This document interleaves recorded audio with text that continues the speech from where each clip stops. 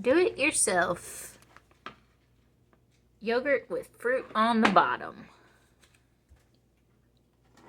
To do this, I used frozen blueberries, unsweetened yogurt, and preserves. I happen to have cherry preserves and like the way that they would go with the blueberries. You could do any combination you want. Part 1, put the frozen blueberries in the bottom and several spoons of the preserves. Stir it around so the preserves get on all the berries. Step 2, add the yogurt to the top and smooth it out. Step 3, put a lid on it and pop it in the fridge.